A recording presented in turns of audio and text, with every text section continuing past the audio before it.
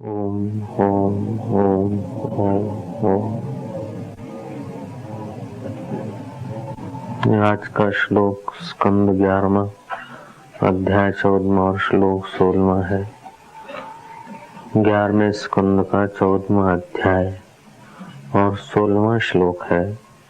निरपेक्षम मुनिर शांतम निर्वैरम समदर्शनम अनुव्रजाम्यहम नित्यम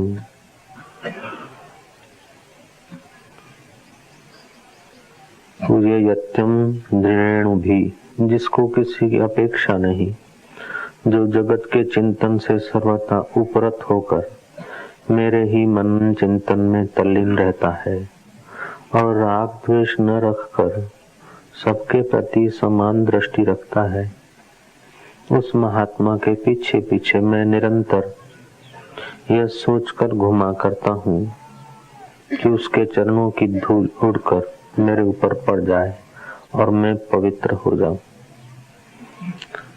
जिसे किसी की अपेक्षा नहीं, जो जगत के चिंतन से सर्वथा उपरत होकर मेरे ही मनन चिंतन में तल्लीन रहता है। भगवान की चरण रज लेकर भक्त पवित्र हो जाए, ये तो बात समझ में आती है, लेकिन भक्त और संत की चरण रज लेकर भगवान पवित्र हो जाए, इस बात को समझने के लिए बड़ा परिश्रम करना पड़ता है। ये भागवत के 11वें स्कंद का 14वां अध्याय का 16वां श्लोक है। भगवान उद्धव को कहते हैं, जो जगत की अपेक्षाओं से रहित है, निरपेक्ष है। गीता में भी आया, अनपेक्ष सुचिर दक्ष। आदमी जब ठीक देखना भूल जाता है तब उसे अपेक्षाएं होती हैं। ठीक देखने की योग्यता नाश कर देता है तभी उसे अपेक्षाएं बांध लेती है, आशाएं तृष्णाएं बांध लेती है। मनुष्य के पास जो कुछ है उसका अगर सदुपयोग करने की उसको कला आ जाए तो पर्याप्त है उसके पास। धन वैभव ऐश्वर्य सत्ता मिलने पर आदमी सुखी होता है, ऐसी बात नहीं है। ठीक समझ आने पर आदमी सुखी होता है और बेठीक समझ आने पर सब कुछ होते हुए भी आदमी दुखी रहता है। मुक्त होने के लिए आपके पास पर्याप्त है, सदा सुखी होने के लिए आपके पास जो कुछ है वो पर्याप्त है। चंडाल और शूद्र से भी शूद्र व्यक्ति, तुच्छ से भी तुच्छ बाह्य पदार्थों की उपलब्धि वाला व्यक्ति भी अगर सदुपयोग करने की कला जान ले तो उसे मुक्ति में बाधा नहीं होती। धन वैभव सत्ता सौंदर्य से सुख मिलता है ऐसी बात नहीं। भगवान के वचनों को समझने से परम सुख मिलता है। ज्ञान की कमी होने के कारण हम दुखी हैं, वस्तुओं के कम होने के कारण आदमी दुखी होता है, ये बात नहीं। समझ की कमी के कारण आदमी दुखी होता है। समझ ये है कि तृष्णा जितनी भी बढ़ती है उतना आदमी दुखी होता है, अपेक्षाएं जितनी बढ़ती है उतना आदमी दुखी होता है, अपेक्षाएं जितनी घटती है उतना आदमी सुखी होता है, और अपेक्षा नहीं है तो परम सुख में ठहर जाता है। हर इंसान के पास परम सुख पड़ा है, पूरे का पूरा है, उसमें कोई कमी नहीं।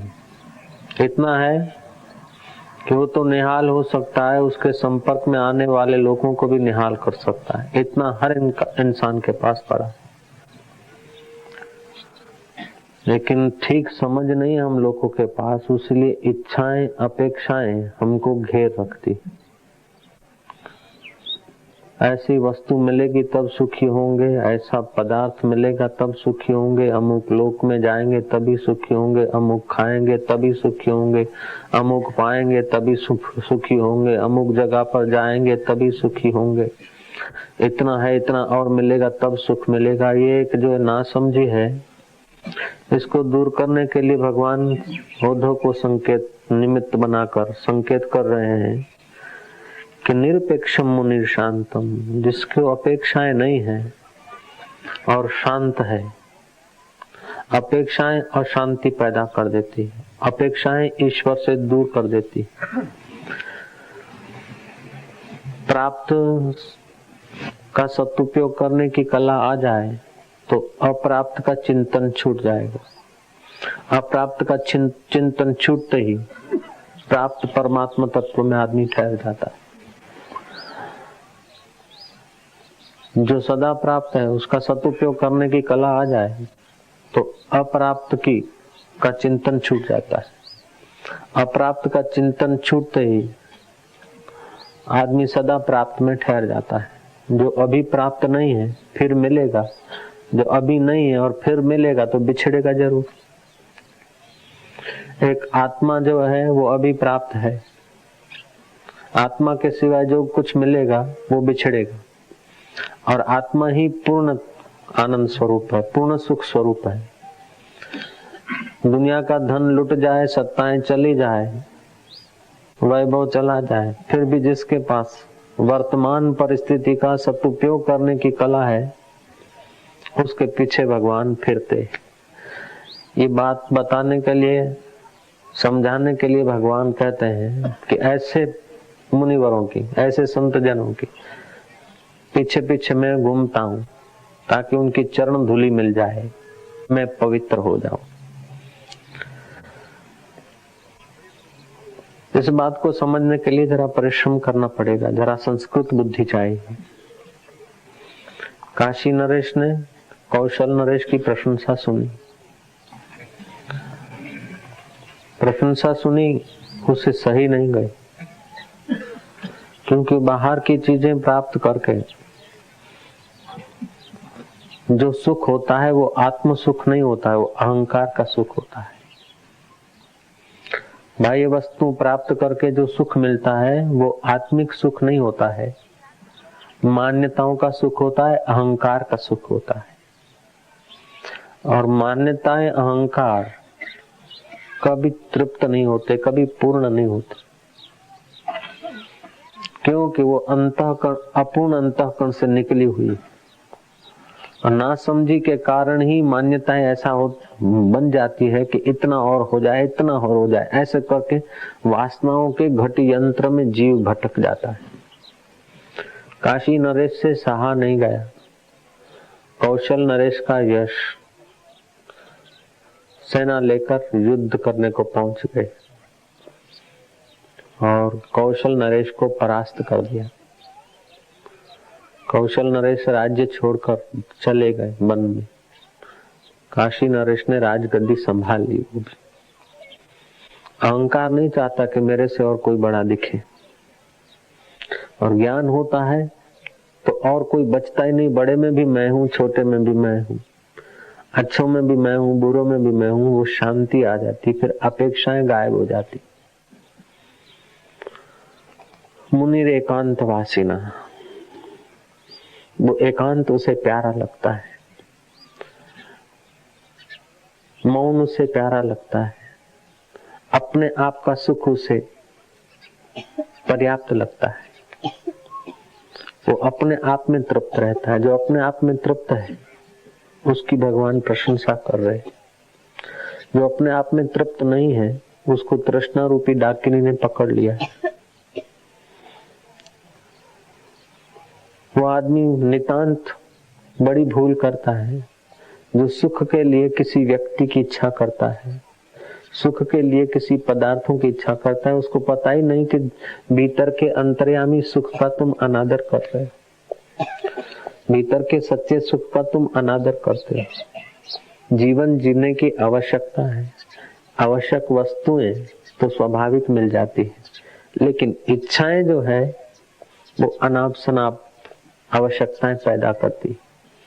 जीवन जीने की आवश्यकता है, शरीर की जो नितांत आवश्यकता है वो स्वाभाविक मिल जाती है, लेकिन इच्छाएं फिर आदमी को तृष्णाएं बढ़ा देती, परेशान करती।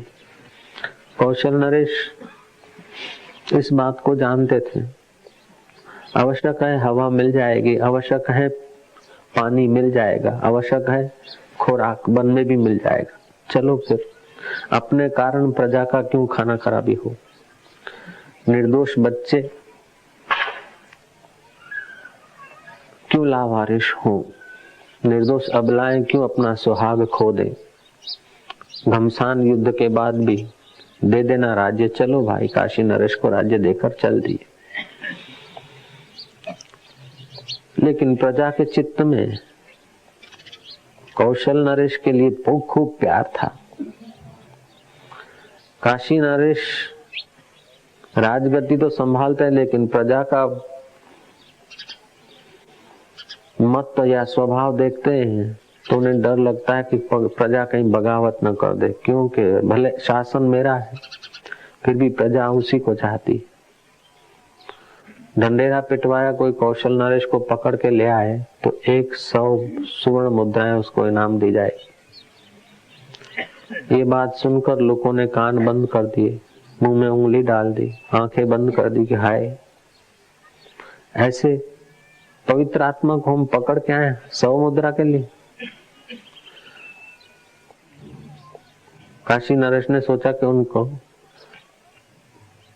उनका अस्तित्व ही उन्मूलन कर दे, क्योंकि प्रजा बगावत पुकारेगी फिर आकर उन्हें बिठा दे, उससे उनको नाश कर दे कौशल नरेश। इस हेतु से थाली पिटवाई थी,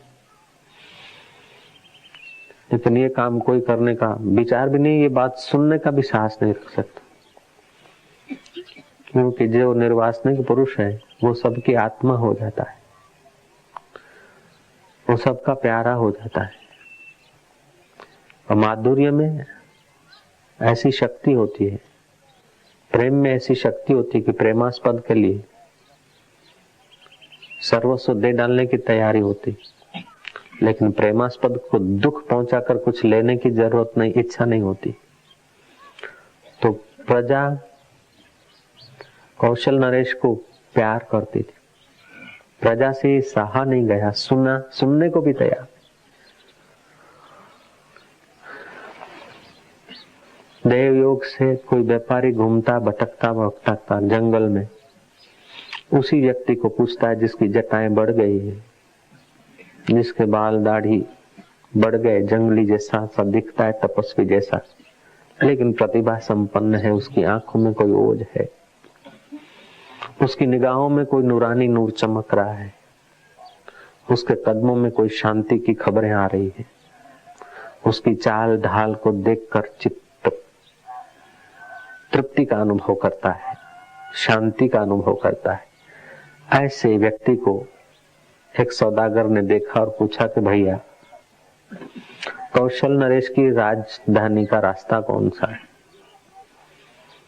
तो वो जंगली वेश में कौशल नरेश ने पूछा कि क्यों पूछते हो, मैं व्यापारी हूं और मेरे को बड़ा घाटा पड़ गया है, मुसीबत में आ गया हूं, अब दर दर की कांट ठोकर खाऊं। सुना कि कौशल नरेश बड़ा उदार आत्मा है, निर्वासनिक पुरुष है, सब में अपना आत्मा देखने वाला, और ऐसे सम्राट के आगे जरा सी झोली फैलाऊंगा तो मैं बच जाऊंगा। एक एक के दर 1000 दर पर झोली फैलाने की अपेक्षा कौशल नरेश के द्वार पर झोली फैलाऊं। व्यापारी हूं, कोई मुसीबत आने के कारण मेरी नैया डूब गई, सौदा सब चट हो गया, तो मैं कौशल नरेश के पास कुछ याचना करने को जाऊंगा। मेरे को खाने को अन्न नहीं, बच्चों के लिए वस्त्र नहीं। वो जंगली वेश में कौशल नरेश थे, वैसा उसे पता न था। कौशल नरेश साथ हो गए, बोले चल मैं बताता हूँ, कौशल नरेश की राजधानी तुझे बताता हूँ। तो महाभाग मुनि उस भूले भटके व्यापारी के साथ कौशलपुर में आए। काशी नरेश को दिखा कि कोई जटाधारी आ गया है, बड़ा प्रतिभा संपन्न है, और व्यापारी को लेकर साथ में आया। जटाधारी से पूछा कि तुम कौन हो, क्यों आए हो। जटाधारी ने कहा मैं वही कौशल नरेश हूं, ये मेरे मित्र हैं, आपने घोषणा की थी कि मुझे कोई पकड़ के लाए तो 100 मुद्राएं दे दूंगा। तो नरेश अब 100 मुद्राएं इस मेरे मित्र को दे देना, क्योंकि मुझे पकड़ के यहाँ ले आया है। अपनी अपेक्षा जिसको नहीं है वे कितने उदार आत्मा होते हैं। ऐसे ही भगवान को या संतों को एकांत से भी हम लोग पकड़ के ले आते हैं। केवल क्यों? कि हमारा प्रेम होता है, श्रद्धा होती है। मौन खुलवा देते हैं क्यों? प्रेम होता है। मौन क्यों खोलते हैं? अपनी अपेक्षा नहीं, लेकिन औरों का मंगल हो जाए, चलो ठीक है। किसी का कल्याण होता है तो ठीक है। जब कौशल नरेश अपने आप को दुश्मन के हाथ बेचने को तैयार है, तो गुरुदेव या संत लोग अपने नियम को साधक के लिए बेच देते हैं, गिरो रख देते हैं। ओम ओम ओम ओम। काशी नरेश देखता ही रह गया। व्यापारी की आंखों से टप टप आंसू टपकने लगे। बात जानी कि व्यापारी पकड़ के नहीं आया, केवल पूछा रास्ता। लेकिन जो अपने आप में तृप्त है वो औरों की अतृप्ति नहीं सह सकता, औरों को तृप्त करने के लिए यथा योग्य कर लेता है। कितना अनपेक्ष महात्मा है। काशी नरेश का हृदय बदल गया। बोले, हे मुनि, अब ये राज्य तुम ही संभालो। उनके फटे टूटे वस्त्रों, चित्रों सहित उनका हाथ पकड़ के सिंहासन पर बिठा दिया और ताज उतार के उनके सिर पर मुकुट लगा दिया। सच्चे सम्राट आप हो। मैं आज तक अहंकार को बढ़ाने के लिए, वासनाओं को तृप्त करने के लिए शोषण वृत्ति से जीता था, लेकिन मुझे तृप्ति नहीं हुई। जीवन की तृप्ति तो तुमने जानी। हर परिस्थिति में खुश रहना आप सीखे हैं, क्योंकि आपको अपेक्षा नहीं। मैं राज्य को अब न जीतूंगा, दूसरे सम्राटों को न जीतूंगा, मैं इस डाकण तृष्णा को जीतूंगा। कौशल नरेश को राज्य देकर काशी नरेश अपनी मूल जगह पर गया और तृष्णा के रोग को कैसे निवृत्त किया जाए। तो हमारे पास जो है वो पर्याप्त है, कम नहीं है, लेकिन तृष्णा जो है हमको अपने में अपूर्णता दिखाती। कुछ करके कुछ पाकर कहीं जाकर पूर्णता दिखाती। कुछ करके कुछ पाकर कहीं जाकर जो पूर्णता मिलेगी वो पूर्णता नहीं होगी, धक्के मिलेंगे।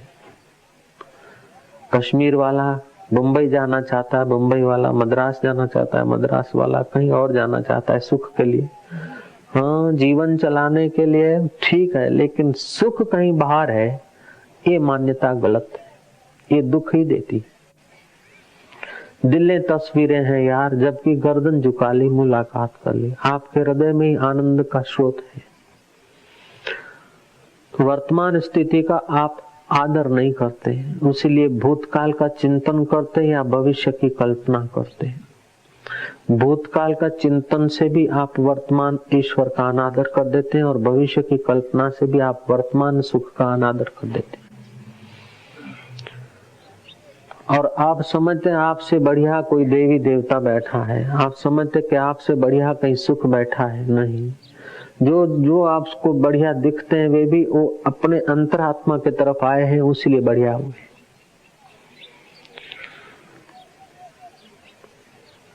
अवतार क्या है? श्रुतियों का सार समझाने के लिए जो सच्चिदानंद परमात्मा अभिव्यक्ति करते साकार रूप में।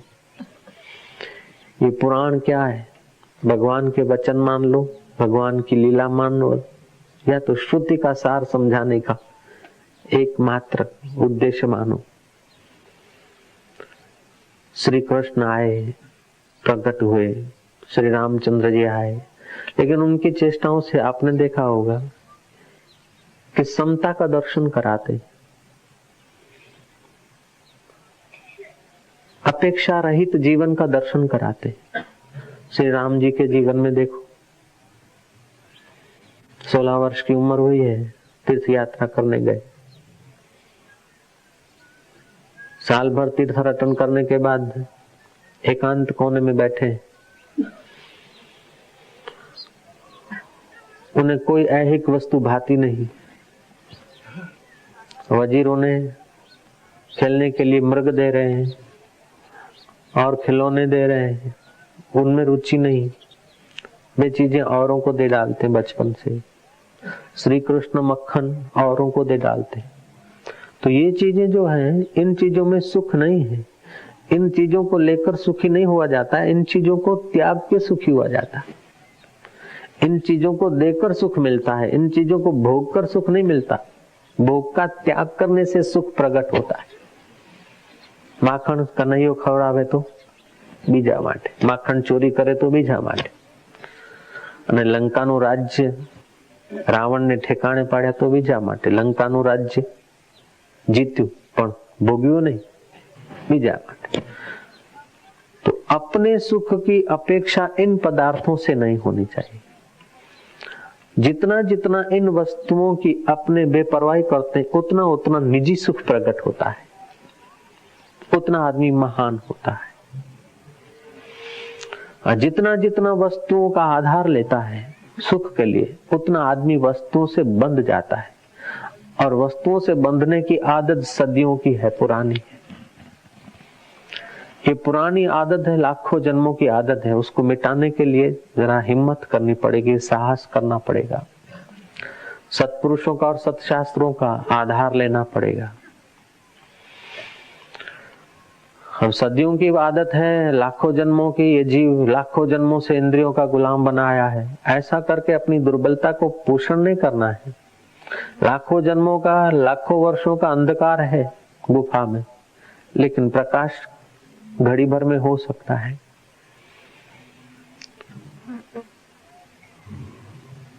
एक महापात की व्यक्ति भी घड़ी भर में परम श्रेष्ठ हो सकता है। एक जुआरी था, जुआ खेलता था खूब, और जुआ के पैसे से जो धन मिलता था और धन से जो अन्न खाता था, उसकी बुद्धि का तो ठिकाना ही नहीं। अपवित्र अन्न से अपवित्र बुद्धि होती है, अपवित्र बुद्धि से अपवित्र निर्णय होते हैं, अपवित्र निर्णयों से अपवित्र कर्म होते हैं, अपवित्र कर्मों से अपवित्र परिणाम होते हैं। इसीलिए संत लोग कहते हैं कि अन्न खाते समय भी भगवान का थोड़ा चिंतन करके, ओमकार का जप करके, दृष्टि डाल के फिर भोजन किया जाए। पानी पीने के समय भी 11 बखत भगवान का ओमकार का पवित्र जप करके फिर पानी पिए। अन्न बगड़े तो मन बगड़े, वाणी बगड़े तो पानी बगड़े तो वाणी बगड़े। तो वो जुआरी जो बाद में बलि राजा हो गया,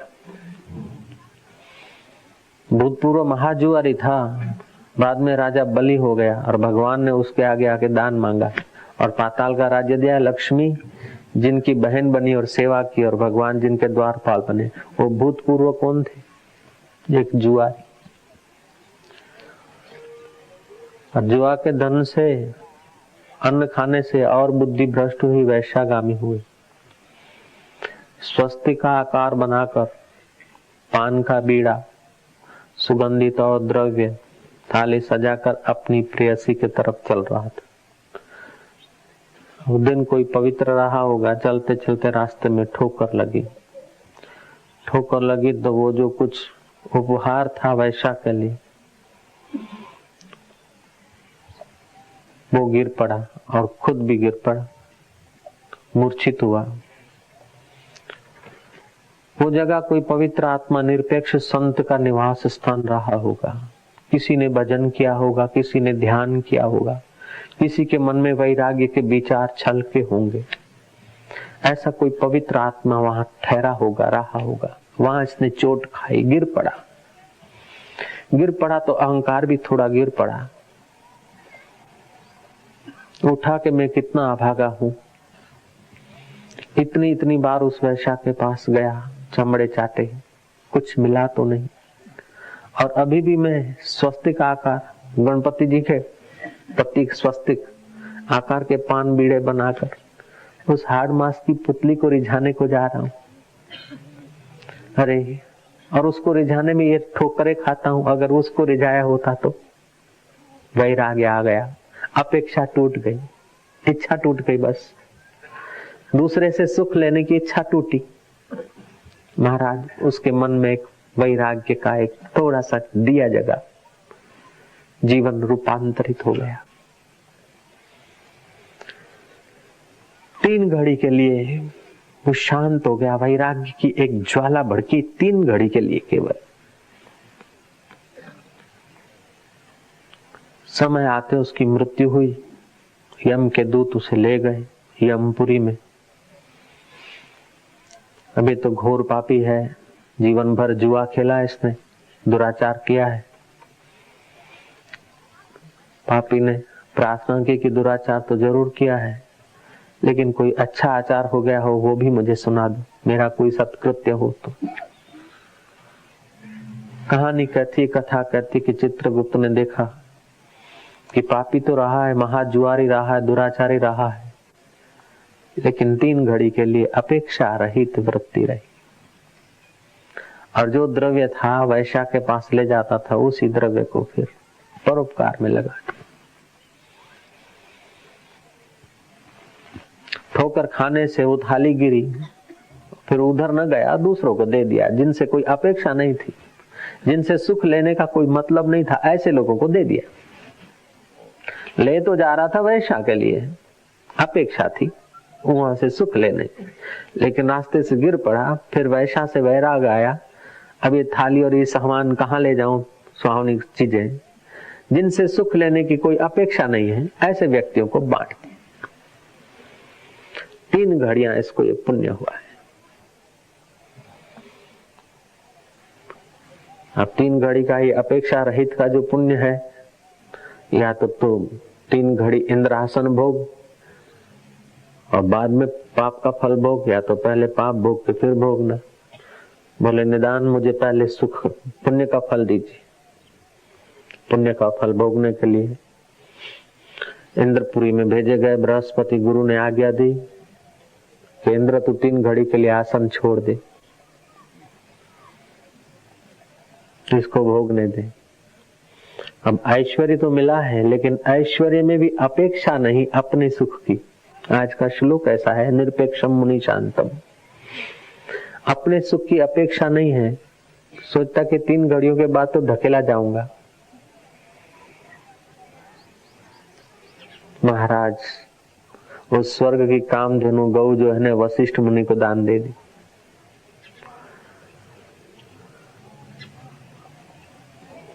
और उच्च श्रवा जो घोड़ा था वो विश्वामित्र को दे दिया, ऐरावत मांडव ऋषि को दे दिया, चिंतामणि दूसरे ऋषि को दे दी। ऐसे जो ऐश्वर्य वाली बढ़िया बढ़िया चीजें थी, और 3 घड़ियों में सब दान कर दी। यमपुरी में लाए गए, 3 घड़ियां पूरी हुई। इंद्र आया, देखता कि मेरा तो सब चौपट हो गया। जब हिला है तो इंद्र का आसन हिला है, यमराज का पाड़ा कभी नहीं हिला। शास्त्रों में तुमने सुना होगा, फलाने ऋषि ने तप किया, इंद्र का आसन हिला। फलाने ब्राह्मण ने तप किया, इंद्र का आसन हिला। फलाने बाबा जी मौन हो गए, फलाने का दिल हिला। फलाने बाबा जी चुप हो गए, फलाना हिला। डर हमेशा आकांक्षाओं को रहता है, इच्छाओं को डर रहता है। जिसको इच्छा नहीं उसको डर किस बात? ओम ओम ओम। जिनको इच्छा नहीं उनको डर नहीं होता, जिनको इच्छा होती है कुछ लेने का, फिर लेने की 2 चीजें होती है, कुछ पवित्र लेने की भी इच्छा होती है, या तो भोग लेने की इच्छा होती है। तो भोग के पदार्थ लेने की, आशीर्वाद लेने की इच्छा होती है, अथवा जाएंगे संसार के प्रॉब्लम, अब बाबा जी मौन है, हाय हवे छू थशे, ऐसे लोगों को डर होता है। या तो जिनको ज्ञान लेना है कि अब स्वामी जी मौन हो गए तब कैसे बोलेंगे, उनको भी डर होता है। लेकिन जिनको साक्षात्कार हो गया है उनको भी डर नहीं होगा, और जिनको करना ही नहीं है ऐसे निगुरों को भी डर नहीं होगा। जय जय। ओम ओम ओम ओम। महाराज इंद्र हाय देखा कि तो मेरा सब ऐश्वर्य चपाचट कर दिया 3 घड़ियों में इन्होंने तो। तब गुरु बृहस्पति ने कहा कि तुम इतने बूढ़े हो गए फिर भी अपने ऐश्वर्य से आसक्ति नहीं गई और वो 3 घड़ी के लिए आया, ऐश्वर्य का सदुपयोग किया। जवानी मिली हो, ऐश्वर्य मिला हो, समय मिला हो और उसमें आदमी विलास न करे, गाफिल न रहे, तो उन 3 घड़ियों से भी आदमी बहुत कुछ कर सकता है। तो आपके पास बहुत घड़ियां हैं, आपके पास जो समय है, जो जवानी है वो काफी है। आपके पास जो समय है, जो जवानी है, जो बुद्धि है, उसका केवल आप वर्तमान में सदुपयोग करो तो भूत और भविष्य का चिंतन छूट जाएगा। वर्तमान में सदुपयोग करने मात्र से वर्तमान तत्व में आप ठहर जाएंगे। बड़ा आसान तरीका है साक्षात्कार करने का।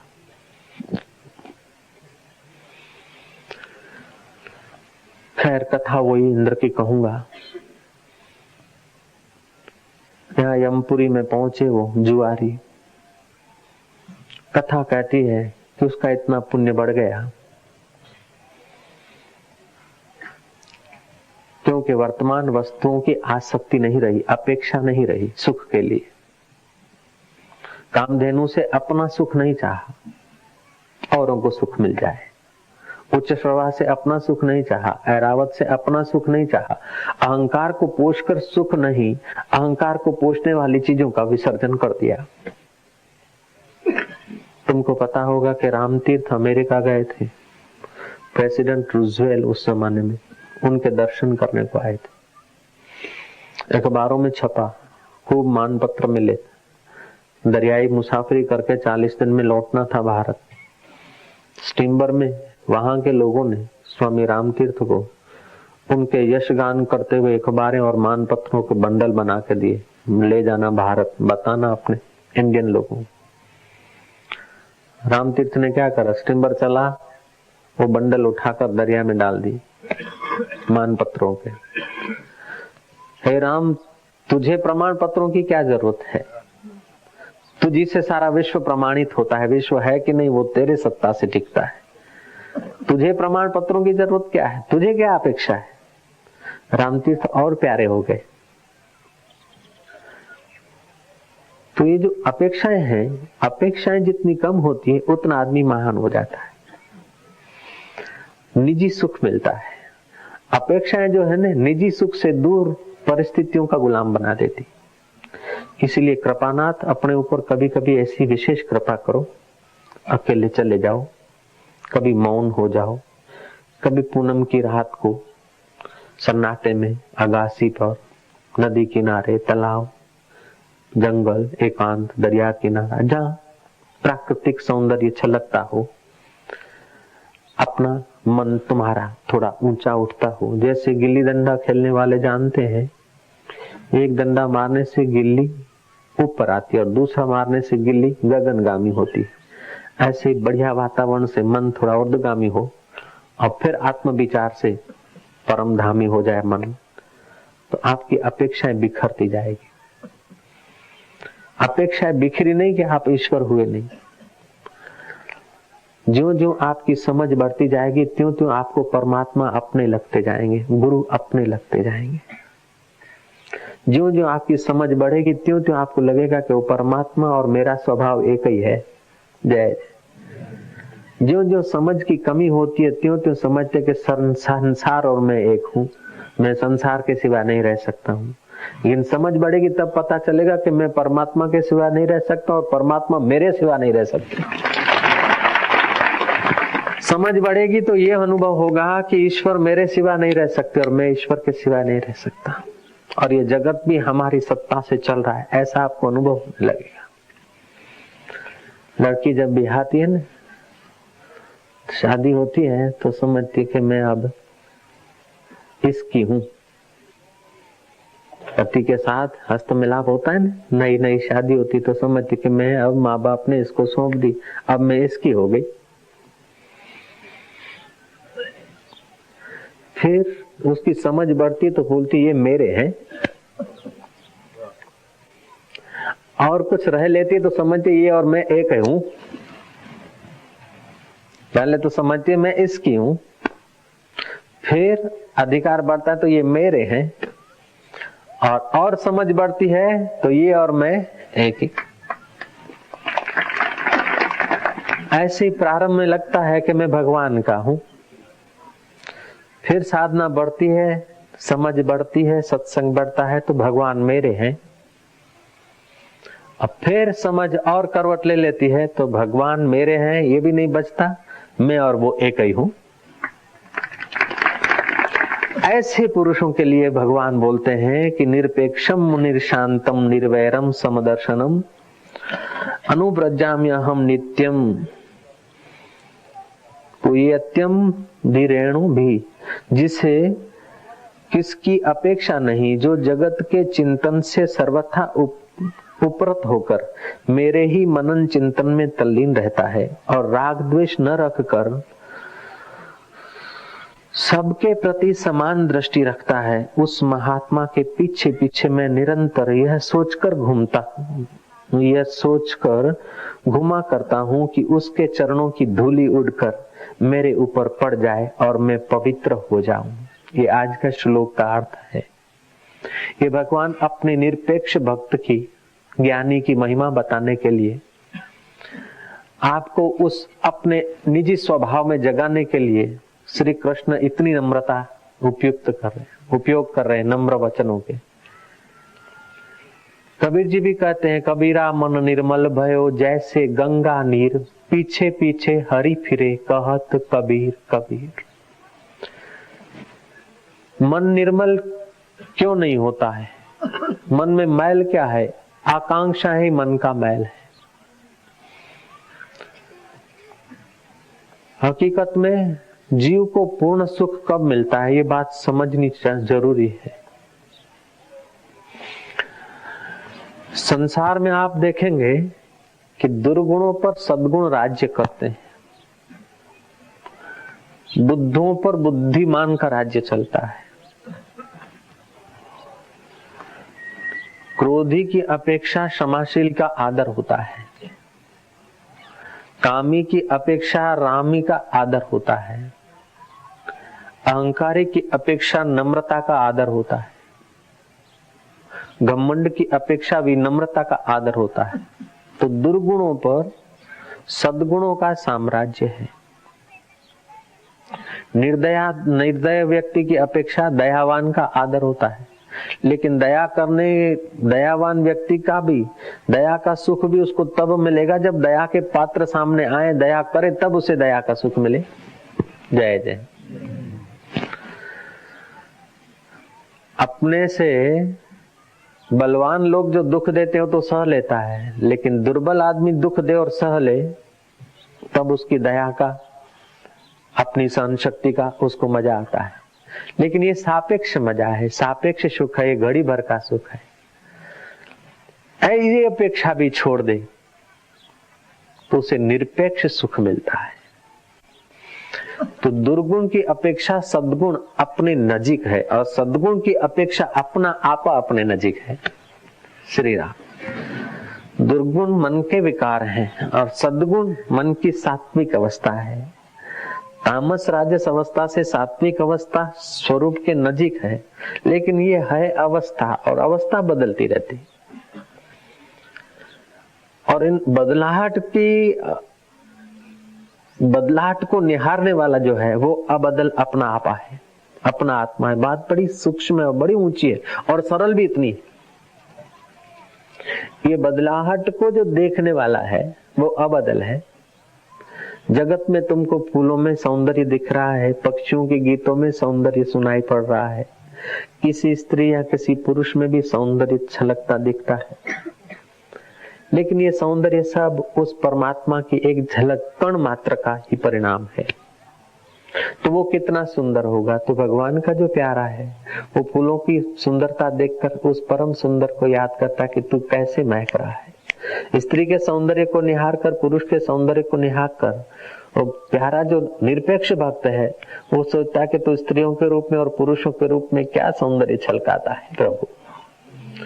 लेकिन अपेक्षा वाला तो अपेक्षा वाला तो फूलों को भी तोड़कर नाक पर ले आएगा और स्त्रियों को या पुरुषों को भी छीन भिन्न करके सुख लेकर एक दूसरों का मर्दन कर देंगे। श्री राम। जो अपेक्षाएं हैं सुख लेने की, वो एक दूसरे का शोषण करते, एक दूसरे को निचोड़ते हैं, एक दूसरे को खाई में डालते। लेकिन जहां अपेक्षा नहीं है वहां एक दूसरे का उत्थान करते। तो यहाँ का निरपेक्ष मुनिर, वैराग्य की जरूरत है। जिसके जीवन में वैराग्य नहीं, मजदूरों के जीवन में वैराग्य नहीं है, तो उनको धन अधिक मिलेगा तो सिनेमा में, बीड़ी में, व्यसन में गंवाएंगे। अमलदारों में वैराग्य नहीं है तो अपनी आवश्यकता बढ़ा देंगे और फिर टेबल पर बार रखे बिना, वजन रखे बिना कागज को हिलने नहीं देंगे।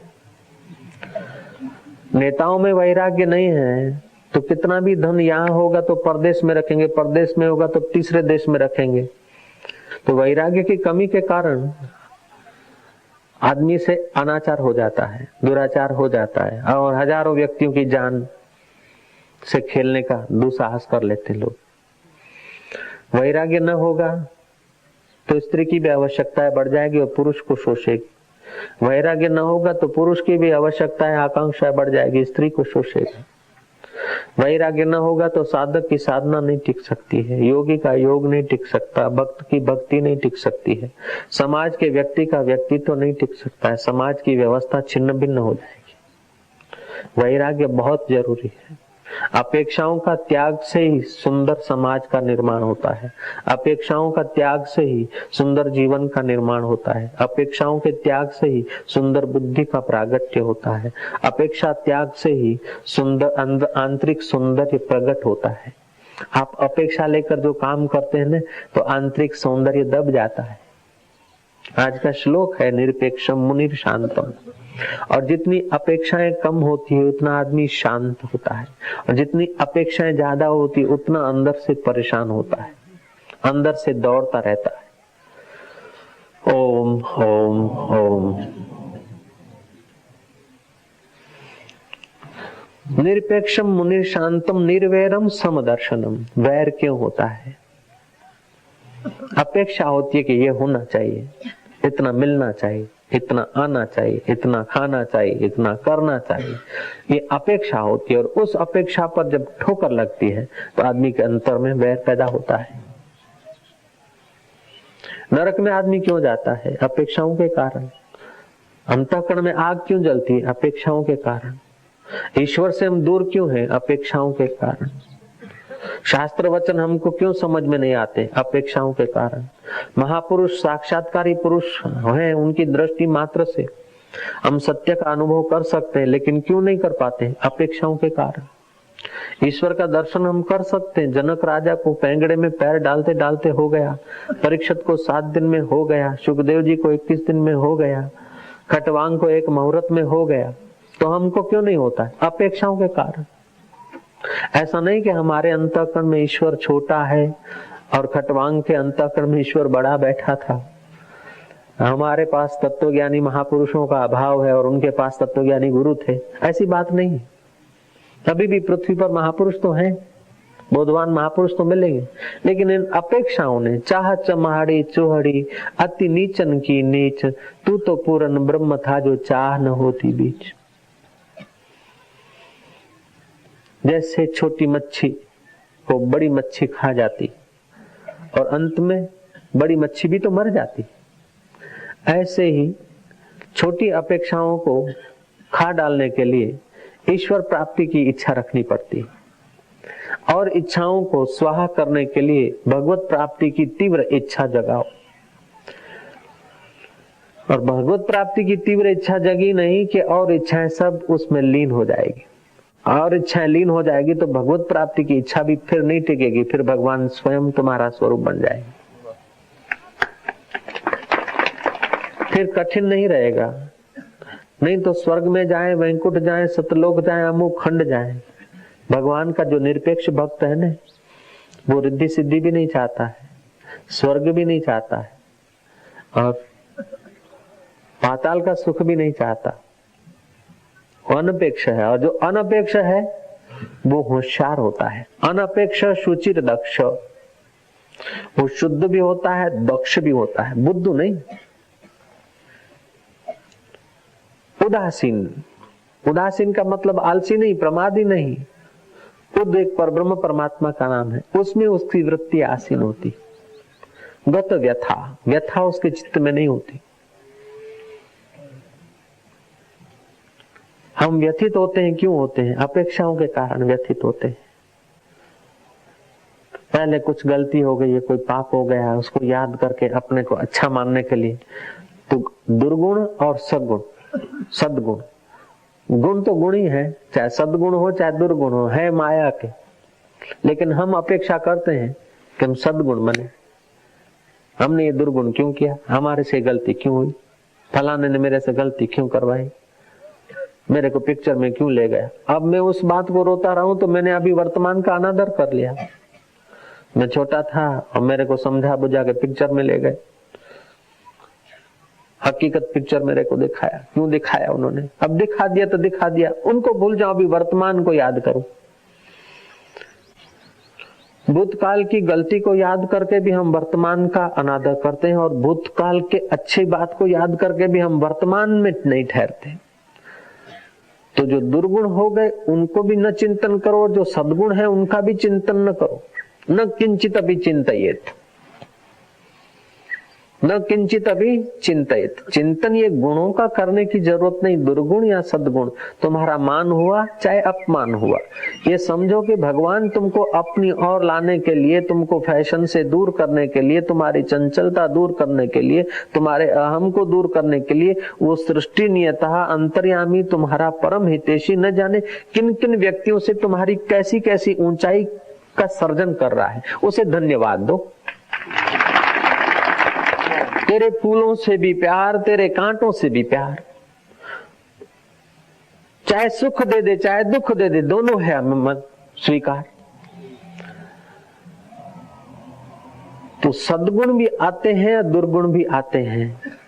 दुर्गुण की अपेक्षा सद्गुण ठीक है, लेकिन भगवान का जो निरपेक्ष भक्त है उसको सद्गुण का भी आग्रह नहीं रहता, और दुर्गुण तो उसके जीवन में पलायन हो जाते हैं। बाद में सद्गुण का भी आग्रह नहीं होता है। तू नाचना चाहे, नचाना चाहता है तो मैं नाच लेता हूँ, तू रुलाना चाहता है तो मैं रो लेता हूँ, तू हंसाना चाहता है तो मैं हंस लेता हूँ, तू खिलाना चाहे तो मैं खा लेता हूँ, और तू उपवास कराना चाहे तो मैं उपवास कर लेता हूँ। कौशल नरेश सोचते हैं कि अब उसी की मर्जी से तो ये प्रेरित होकर आए होंगे, राज्य छोड़ के चल दिए जंगल, और फिर राज्य मिल गया। बुद्धि फल अनाग्रह, उनकी बुद्धि का फल क्या? बुद्धि विकसित हुई, उसका फल क्या? कि जीवन में आग्रह न रहे, हठ न रहे, पकड़ न रहे। उसका मतलब कोई दारू दे दो दारू पी ले, पान दे तो पान खा ले, जुआ को ले जा तो जुआ कर ले, पकड़ नहीं रखे। ना ना,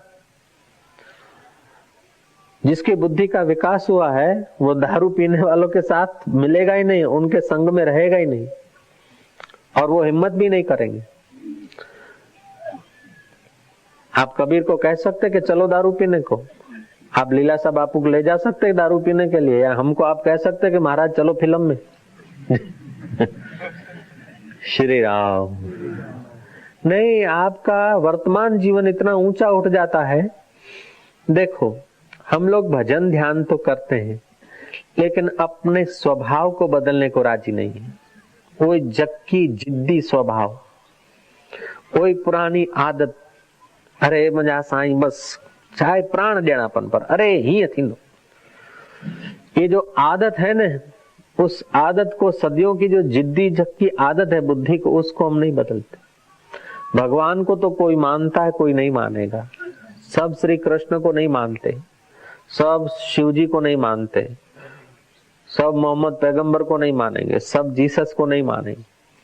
भगवान को सब मानते नहीं, अवतारों को सब मानते नहीं, पीर पैगंबरों को सब मानते नहीं। जय जय। नास्तिक आदमी भगवान को नहीं मानेगा। जय जय। नास्तिक आदमी भगवान को नहीं मानेगा, लेकिन आपका स्वभाव अगर मधुर हो गया है तो आस्तिक आदमी भी आपकी बात को ध्यान से सुनेगा और नास्तिक भी ध्यान से सुनेगा। आपके स्वभाव में अगर मधुरता आ गई है, आपके स्वभाव में जितनी निरपेक्षता होगी उतनी मधुरता होगी।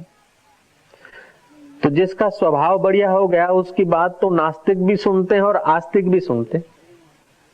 अब देव ऋषि की बात, नारद की बात तो मनुष्य भी मानते हैं, देवता भी मानते और दैत्य भी मानते, क्योंकि स्वभाव बदल गया। और जिसका स्वभाव बढ़िया नहीं है, क्षण क्षण में रुष्ट हो जाता है, क्षण क्षण में खिन्न हो जाता है, क्षण क्षण में नाराज हो जाता है, क्षण क्षण में अशांत हो जाता है, उसके तो कुटुंबी भी उससे परेशान हो जाते हैं और पड़ोसी भी उससे मेल जोल नहीं करते, अपने संप्रदाय वाले भी उसको प्यार नहीं करते। योग वशिष्ठ में एक श्लोक आता है, उसका अर्थ है कि जो प्राणी मात्र की ये न केन प्रकार कैसी भी सेवा कर लेता है, वो समझो उस विश्वनीयता की सेवा करता है। जिसको अन्न नहीं है उसको अन्न का सहयोग कर दिया, जिसको जल की जरूरत है उसको जल पिला दिया, जिसको वस्त्र की जरूरत है उसको वस्त्र दे दिया अपनी यथाशक्ति। जो निरक्षर है पढ़ने की उसको आवश्यकता है तो पढ़ाई में सहयोग कर दिया। जिसको अभिमान है उसका अभिमान निवृत्त करने वाले संतों के पास जिसको ले गए, या अपन लोगों ने युक्ति कर दी। तो भूखे को अन्न, प्यासे को पानी, निर्वस्त्र को वस्त्र, निरक्षर को अक्षर, अशांत को शांति और रोगी को जरा हूंफ, उष्मा भरे दो वचन, ये तो आदमी दे सकता है। और कुछ नहीं दो, वस्त्र न दो, कपड़े नहीं दो, पैसे नहीं दो, किसी को दो मीठे वचन तो आप बोल सकते, इतना तो आपके पास है। लेकिन ये भी रहता है कि अपेक्षा, आपने शू लाभ, आपने शू लाभ। मैंने बताया था कि आनंदमयी माँ, उड़िया बाबा, हरि बाबा, ये तीन बैठे थे। चौथे बाबा जी हाथी बाबा, जरा शरीर मोटा था, हाँ विशाल काय थे, आत्मरामी संत। ये चार संत बैठे थे और किसी ने आकर कहा कि भगवान का भजन करने से क्या लाभ होगा। उड़िया बाबा तो बताने को ही जा रहे थे कि भगवान का भजन करने से मन पवित्र होता है, बुद्धि पवित्र होती है, फिर पवित्र विचार होते हैं, पवित्र विचारों से पवित्र कर्म होते हैं, पवित्र कर्मों से पवित्र फल होते हैं, और आदमी सच्चे सुख के रास्ते चलता है और सच्चा सुखी होता है। और ईश्वर का भजन किए बिना आदमी परेशानी के विचार करता है, परेशानी के कर्म करता है और फिर नरकों में पड़ता है, परेशान होता है। वो बाबा जी तो ऐसा सुनाने को ही जा रहे थे, तब हाथी बाबा ने कहा कि मालूम होता है ये वैश्य है, ये वैश्य है, व्यापारी है, क्या लाभ, भगवान का भजन क्या लाभ। और लाभ की अपेक्षा करे बिना करो तो और लाभ होता है। कई लोग तो भगवान का भजन हम 10 माला किया तो क्या लाभ होगा, मैं माला जपी तो केड़ो फायदो थयो, मैं ध्यान किया तो क्या लाभ हुआ। तो जो अपने व्यक्तिगत शुद्र लाभ के तरफ देखता है न, उसे अपेक्षा ने इतना अंधा कर दिया है कि केवल शुद्र शारीरिक लाभ या अपना धन का या वाहवाही का लाभ ही लाभ नहीं है, कुछ लाभ की इच्छा के बिना जो कृत्य कहते हैं तो वो परम लाभ प्रकट होता है, वो बाद में पता चलता है। तो कथा में वो बलि के कहूंगा कि उन ऋषियों को दे दिया उन्होंने, उच्च श्रवा दे दिया, ऐरावत दे दिया, चिंतामणि दे दी, कामधेनु वशिष्ठ जी को दे दी, मांडव ऋषि को दे दिया, सब लुटा दिया ऐश्वर्य। अब क्या लाभ हुआ कि सत्ता, यौवन, सामग्री और अपना सुख न भोगा, ये सुख के साधन औरों को लुटा दिए। उसको महासुख हुआ, पुण्य हुआ, और वही विरोचन पुत्र राजा बलि हुए। अब दान देने से इतना लाभ होता है। अनजाने में वैश्या के पास जा रहा था, मैं जुआरी था, वैश्या के पास जा रहा था और घड़ी भर के लिए ठोकर मिली और थोड़ा सा अपेक्षाएं चली गई और सदुपयोग किया तो 3 घड़ी इंद्रासन मिला, और 3 घड़ी का भी सदुपयोग किया तो अब राज्य मिला है, तो राज्य मेरा तो है नहीं, ये तो मिली हुई चीज है, श्री राम। इसीलिए बलि राजा सदुपयोग करते थे, और सदुपयोग करते करते कि महाराज उसका तो त्रिभुवनों में यश फैल गया, वो तो अजय हो गया। आखिर भगवान विष्णु को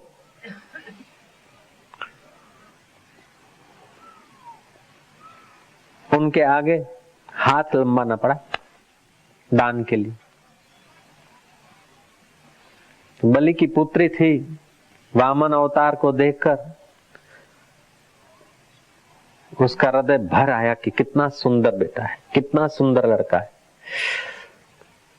ये मेरे गोद से, मेरे कुख से जन्मा होता था, इसको पकड़ के मैं जरा पैपान कराऊं तो।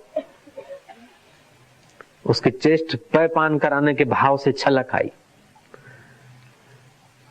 अब संकल्प देर सबेर, जितना पवित्र व्यक्ति होता है उसके आगे उतना ही संकल्प फलता है। तो भगवान तो पवित्रता की मूर्ति है, भगवान को तो कोई अपेक्षा नहीं, पर हित के लिए ही रूप धारण करते। तो वहां संकल्प किया उस बलि पुत्री ने, किसको मैं दूध पिलाऊं तो। फिर जब वो 3 पैर जमीन के लिए, 3 डगला पृथ्वी, 3 कदम पृथ्वी के दान का संकल्प कराया। एक कदम में तो ये ले लिया, दूसरा कदम स्वर्ग ले लिया, तीसरा कदम बलि के ऊपर जब रखा तो उसको गुस्सा लगा कि इसको मैं दूध पिलाऊं, ऐसे कपटी को, इसको तो दूध क्या, इसको तो जहर पिलाऊं, जहर। वही उसका संकल्प फला और दूसरे जन्म में वो कृष्ण अवतार में वो पूतना हुई। दूध पिलाने का संकल्प दूध भी पिलाया और जहर पिलाने का संकल्प जहर भी पिलाया। तो श्री कृष्ण के जीवन में देखा जाए, अवतार के जीवन में देखा जाए तो वो प्रेम भी उतना ही करते और शासन भी उतना करते। शंका होती है कि जो प्रेम करेगा वो शासन कैसे करेगा। जो दयालु होगा वो न्याय नहीं कर सकता है, न्यायाधीश है और दयालु है तो बेचारे को फांसी कैसे देगा, सजा कैसे देगा। आप सजा दे रहा है तो दयालु कैसे। लेकिन ईश्वर में ये दोनों गुण एक साथ पाए जाएंगे। ईश्वर में, ईश्वर प्राप्त गुरु में प्रेम के साथ न्याय होगा और न्याय के साथ प्रेम होगा। अपन लोग ईश्वर की नीति को नहीं समझते, इसलिए कि अरे भगवान की भक्ति करता हूं और मेरे को इतनी बीमारी हुई, भगवान की भक्ति किया, भगवान को प्रेम करता हूं और भगवान अपने प्रेमी को घाटा दे देते, भगवान को प्रेम करता हूं और अपने प्रेमी का एक काम बिगाड़ देते। नहीं नहीं, भगवान जो कर रहे हैं ठीक कर रहे हैं। जिस पर प्रेम होता है ना उसके दोष नहीं दिखते। श्री राम, प्रेम की कमी होती है तभी दोष दिखते हैं, प्रेम की कमी ना हो तो दोष दिखे नहीं। प्रिय संदेह प्यार में मिड़ई मिठाई, कोने कड़ाई चखी जे चाह करे। आप ईश्वर को प्यार करते हैं ईमानदारी से तो ईश्वर की कृति में आप धन्यवाद के सिवा और कुछ नहीं सोच सकते। आपके अंतःकरण से फरियाद निकलती है, वो ये बताती है कि अपन लोगों के प्यार में कमी है। सच्चा प्रेमी फरियाद नहीं करता है। सच्चा प्रेमी ये कहता है कि जिन हाथों से 1000 मीठे फल मिले, उन्हीं हाथों का ये खट्टा फल और बढ़िया लग रहा है।